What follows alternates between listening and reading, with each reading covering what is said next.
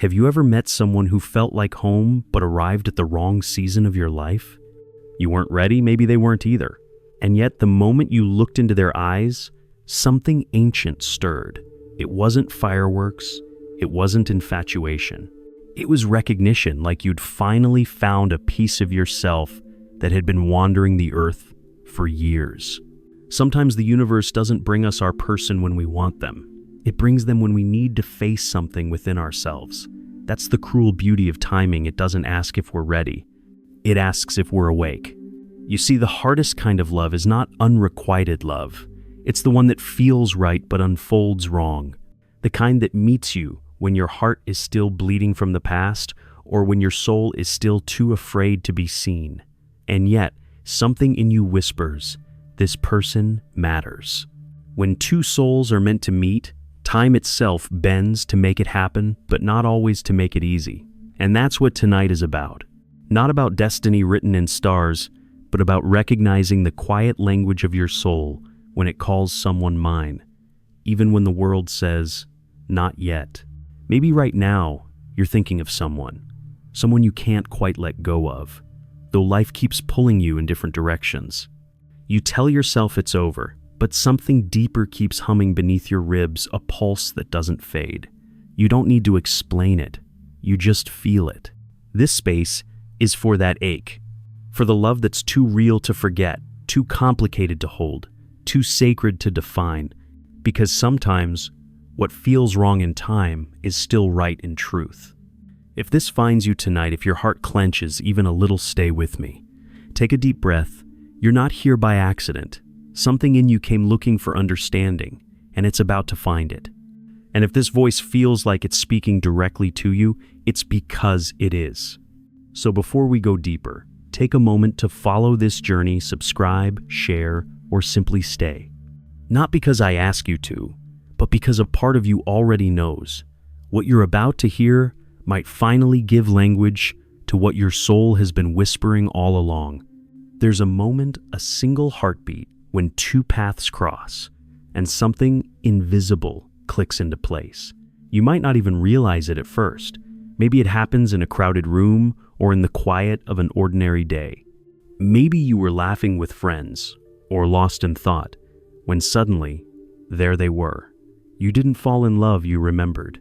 It was as if your soul leaned forward and said, "Oh, there you are." But then life complicates it. One of you is healing, the other is hiding. One is ready, the other is running. And timing, the cruel, tender architect of our stories, seems to mock the connection you feel. You tell yourself, if we were truly meant to be, it would be easier. But what if that's not true? What if the hardest loves are the ones that shape us, not save us? Carl Jung once suggested that every person we meet mirrors a hidden part of ourselves. The people who stir something deep inside us, whether love, fear, or pain, are messengers from the unconscious, showing us where we are still unhealed. So when you meet someone who shakes your entire being, it's not just romance, it's revelation. Sometimes your soulmate arrives as a mirror, not a partner. They show you your wounds so you can finally face them. They awaken love so raw, it terrifies you, because it demands authenticity. You can't fake your way through that kind of connection. It strips you bare. You start to see the patterns you've repeated, the walls you've built, the parts of yourself you've buried to survive.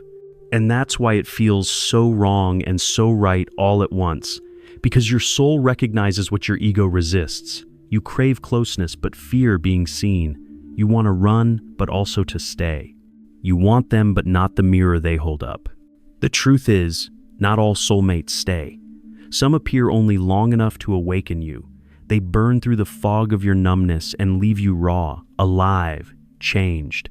It hurts, yes, but it's the kind of pain that opens you. You stop asking why they couldn't stay and start realizing what they came to teach. If you're listening now and your chest feels heavy, it's okay. You're not broken. You're remembering. The person you miss, the one you can't stop thinking about, they didn't enter your life by accident. They came so you could see what love could feel like before you forgot again. They were the mirror that whispered, "You're still capable of feeling deeply." And maybe that's the point. Maybe recognizing your soulmate isn't about finding forever, it's about finding yourself in the reflection of another soul. You'll know it's them when the connection feels ancient but new, safe but terrifying, grounding but electric. You'll know it's them when you can't explain it to anyone, not even to yourself. You'll know it's them when their absence still feels like presence, when every song, every sunset, every silence hums their name. And yet, you'll also know it's them when timing says no, because that's how the universe tests you, by giving you a glimpse of what's real before asking if you're ready to hold it. Take a breath. Feel that truth settle. Sometimes, the soul recognizes long before the mind understands. You start to sense it in the smallest ways, the way their laughter lingers in your memory, the way your body relaxes in their presence, even when your heart is terrified. You feel seen, maybe for the first time. Not the version of you that smiles on command, but the raw, unedited self beneath. And that, more than anything, is what makes it so hard to let go. Because once you've been seen on a soul level, ordinary connection feels hollow. You try to move on, you go on dates, you stay busy, you fill your days with noise, but somewhere inside, there's a quiet echo of their energy. You tell yourself you're imagining it. You tell yourself it's just nostalgia. But deep down, you know, something sacred passed between you, something you can't unfeel. And still, timing remains the wall you keep crashing against. Maybe they're with someone else. Maybe you are. Maybe the miles between you aren't just physical but emotional. Maybe you both want it, but life keeps saying, not now. It's in this in-between space between recognition and realization that the soul does its hardest work. Because love isn't just about finding the right person, it's about becoming the right version of yourself to meet them. Timing isn't punishment, it's preparation. You see, when you meet someone who stirs your soul before you're ready, it's like being handed a mirror that shows you both your light and your shadows. Suddenly, you see where you cling, where you fear abandonment, where you mistake intensity for safety. You start to understand that love is not about possession, it's about expansion. But that truth doesn't come easy. It comes through ache, through longing, through nights when you want to call them but don't, because you know it would only reopen the wound. Through mornings when you wake up and reach for a memory that isn't there anymore. This is where the real recognition happens. Not in the moment you meet your soulmate, but in the moment you start becoming who you were, always meant to be because of them. They don't just awaken love, they awaken evolution. So if the timing feels wrong, don't rush to fix it. Sit in it. Listen. Ask yourself what part of you this love is trying to awaken. Maybe it's asking you to forgive. Maybe it's teaching you patience. Maybe it's showing you how to let go without closing your heart. Sometimes the universe brings your soulmate not to give you the story you imagined, but to guide you back to the story you were always meant to live. You'll know you're growing when the thought of them no longer hurts, but humbles you. When you can think of their name and smile softly, not because you have them, but because you had the courage to love that deeply. Love like that changes everything. It cracks you open until all that's left is truth. And truth, though it breaks you at first, will one day be the only thing that holds you. You'll remember the day you stopped chasing closure. The day you realized that not every story is meant to finish neatly, that some connections live in the space between beginnings and endings. There's a strange peace that comes when you stop fighting the what if. You begin to see that love doesn't disappear just because it couldn't stay. It transforms. It weaves itself into the quiet corners of who you are becoming. It's in the song that makes you close your eyes while driving. It's in the way you pause before speaking, remembering how they once taught you to listen differently. It's in the way you no longer beg for love to stay, because somewhere inside you, you've learned that what's meant for your soul never really leaves it, just changes shape. Carl Jung spoke of synchronicities, those little coincidences that feel like whispers from the universe. When the timing feels wrong but the meaning feels undeniable, those moments start showing up everywhere. You see their name, their favorite color, a reminder in a line of poetry, or in a dream that feels too real. And maybe it's not about them at all. Maybe it's your soul reminding you you're still connected, just in another way. We're taught to see love as a destination, a person, a forever, a promise. But what if love is more like a current? It moves through people, through seasons, through versions of ourselves. The person you call your soulmate might not walk beside you forever, but they leave something eternal in you, a deeper way of seeing, a higher way of loving.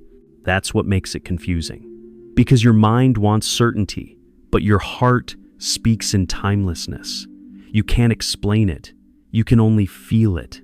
You might find yourself whispering their name to the night sky, not in hope, but in gratitude. Because even if they couldn't stay, they awaken something that will never go back to sleep. There's something sacred about wrong timing. It reveals whether the love you feel is rooted in need or in truth. When you want someone but choose to let them go, not out of pride, but because you sense that holding on would mean holding both of you back, that's when love becomes divine. That's when it transcends story and becomes soul. You begin to understand that the universe doesn't make mistakes. It's not cruel. It's compassionate in ways that human logic can't grasp. Sometimes the separation is the medicine. The silence is the teacher. The distance is the initiation that purifies love into something unconditional. So when you think of them, don't rush to erase the feeling. Let it wash over you like a tide.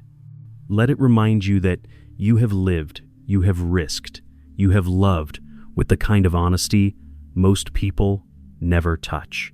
That's what makes you alive. That's what makes you human. And one day, maybe months or years from now, you'll cross paths again. You'll smile softly, knowingly. You won't need to say much, because the recognition will still be there. But this time, so will the peace. There will come a night when you find yourself thinking of them again, not out of longing, but out of love that no longer hurts. The ache has softened into something quiet, something that feels like gratitude. You'll remember the way their presence once cracked you open, and you'll realize it wasn't meant to destroy you. It was meant to awaken you. Because maybe the timing was never wrong. Maybe it was perfect in its purpose. Maybe you had to meet them before you were ready, so that you could finally become ready for life, for love, for yourself. The truth is, the soul recognizes long before the timeline makes sense. And that recognition isn't about romance, it's about remembrance. You were both sent into each other's lives to unlock something dormant. You came to mirror what was waiting to heal. You came to remind each other of your own worth, your own capacity for depth. But awakening is never painless. To see yourself clearly through another's eyes means facing everything you've hidden, every fear of being too much, too needy, too broken. They saw you before you were ready to be seen. That's why it felt like drowning and being born all at once. You'll replay moments in your mind, the night you laughed until it hurt, the silence that said more than words ever could. And you'll realize that those fragments are not just memories, they're mirrors. Each one showed you something about who you are when you love without armor. When the timing feels wrong, the lesson is rarely about losing them. It's about learning to hold yourself through the storm their presence awakened, to love them deeply, but to stay loyal to your own growth. To know that love doesn't always mean together. Sometimes it means thank you. If you listen closely, you'll hear the quiet wisdom in the pause between heartbeats. The part of you that whispers, what if this isn't over? What if this is just becoming something new? Because energy doesn't vanish, it transforms. The connection you shared doesn't fade. It evolves into something subtler, deeper, almost sacred. And in that space, you'll begin to understand what Jung meant when he said that the meeting of two personalities is like the contact of two chemical substances. If there's any reaction, both are transformed. You didn't meet by mistake. You collided for a reason, to change each other. So don't curse the timing, bless it. Because maybe if they'd come later when life looked neater, you would have missed the truth of what this was. You would have met them with your mask still on. But they arrived right when you needed to be undone. And being undone, as painful as it is also the moment your soul begins to breathe. You're not meant to go back to who you were before them. You're meant to rise from the ashes of that meeting as someone softer, wiser, more awake. So if you're still waiting for the timing to feel right, stop. Start trusting the unfolding instead, because the love that is meant for your soul will never pass you by. It might circle, it might test you, it might leave and return, but it will never forget you. And neither will you. There's a strange serenity that comes when you stop trying to make sense of what your heart already understands. You begin to see love not as something to win or lose, but as a frequency, something you tune into, not something you chase. When you've met your soulmate and the timing isn't aligned, it can feel like a cruel trick. But with time, you realize it was grace in disguise. Because if love had stayed when you weren't ready, it might have broken under the weight of what you still hadn't healed. The universe isn't cruel, it's precise. It doesn't give you what you ask for. It gives you what will grow you. And soulmates, they are growth disguised as love. They enter your life carrying both a key and a mirror. The key unlocks the chambers of your heart you didn't even know existed. The mirror reflects everything you've avoided. Together, they teach you the hardest and most beautiful lesson of all, that true love doesn't rescue, it reveals. You'll remember moments when their words cut deep not because they were cruel, but because they were true. The way they challenged your self-deception. The way they saw your light even when you were hiding in the dark. You wanted comfort, but they offered clarity. You wanted certainty, but they offered reflection. That's how you know it was real. Because ordinary connections keep you asleep. Soul connections wake you up. And awakening is not gentle, it shakes you until all that's left is honesty. You start seeing your patterns, the way you beg for love, the way you silence your needs, the way you mistake chaos for passion. And slowly, painfully, beautifully, you begin to outgrow them. That's how you start to recognize your soulmate by who you become after them. They don't just change your relationship to another person, they change your relationship to yourself. You begin to speak softer to your wounds. You stop running from solitude. You realize that love isn't about being chosen, it's about choosing to stay open, even after loss. There's a moment somewhere in the middle of healing when you catch yourself smiling for no reason. You're not thinking about them anymore, not really. You're thinking about how love feels when it's not attached to outcome, when it's not trying to control or fix, when it's just there quiet, expansive, enough. That's the soul remembering itself. And maybe, just maybe, that's when timing begins to shift. Because when you become who you were meant to be, the universe rearranges itself to meet you there. The same love that once felt impossible starts to feel inevitable. You might meet them again. The air between you will feel different. No need for closure, no need for confession. Just an unspoken understanding that what was once too soon is now somehow right on time. Or maybe you won't meet them again at all. Maybe your paths diverged for good, and that's okay too, because you'll carry the love, not the loss. You'll carry the growth, not the grief. Either way, you've won something sacred, yourself. And perhaps that's what recognizing your soulmate truly means, not identifying them in another, but rediscovering the divine reflection they awakened within you. There will come a morning when you wake up and the air feels lighter. You'll open your eyes and realize you didn't dream about them last night. You'll pour your coffee and notice that the silence doesn't ache anymore. It simply exists. That's when you'll understand. The connection didn't die. It integrated. It became part of your breath, your art, your compassion. The love didn't vanish. It evolved into presence. You'll walk through the world differently after that. You'll look at strangers with softer eyes. You'll listen more. You'll forgive more easily, not because people deserve it, but because you finally understand what love really is. It's not possession, it's permission. It's the quiet willingness to let everything be exactly as it is, even if it means letting go of what you once thought you couldn't live without. That's how the soul heals from chaos back to clarity, from longing back to peace. and it's often the soulmate who catalyzes that transformation. They are both the storm and the calm. They tear you open and then teach you how to hold your own heart steady in the aftermath. There's something profound about meeting someone who awakens you before you're ready. They remind you of your power, but they also expose your fragility. They love you in a way that demands your truth, not your perfection. And that's terrifying because the world has taught you to be chosen through performance, but a soulmate sees through performance. They love what's underneath. They love your trembling, your uncertainty, your silence. That's why even when the timing feels wrong, the connection feels eternal. Because what they love in you isn't temporary. It's the timeless part, the soul beneath the roles and fears.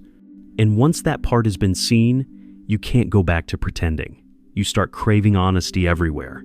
You stop settling for half love and almost truths. You start choosing people who meet you with the same depth. You might even find yourself whispering gratitude to the one who couldn't stay, because without them, you would never have met yourself. Without the ache of separation, you might never have discovered your own wholeness. They broke you, yes, but only in the way light breaks through glass, scattering beauty in every direction. And maybe that's the secret to recognizing your soulmate. It's not in the intensity, it's in the expansion. The real ones don't shrink you into dependence, they expand you into awareness. They make you want to love everyone a little better, starting with yourself. Years later, when you speak of them, it won't be with bitterness, it'll be with reverence. Because they were never just a chapter, they were the spark that rewrote the whole story. And if one day, when you least expect it, you feel that same energy again, that same quiet recognition in a new pair of eyes, don't be afraid. You've done the work, you're ready now. And when the timing aligns, love won't feel like waiting anymore. It will feel like coming home. If this journey has echoed something in you, if it touched a part of your heart you've been afraid to visit, breathe. Let yourself feel proud for surviving the kind of love that reshapes souls. Share this with someone who might need to hear it tonight. Subscribe if you'd like to keep walking this path together.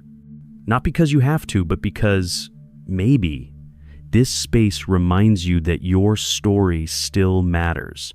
Because it does. Because you do,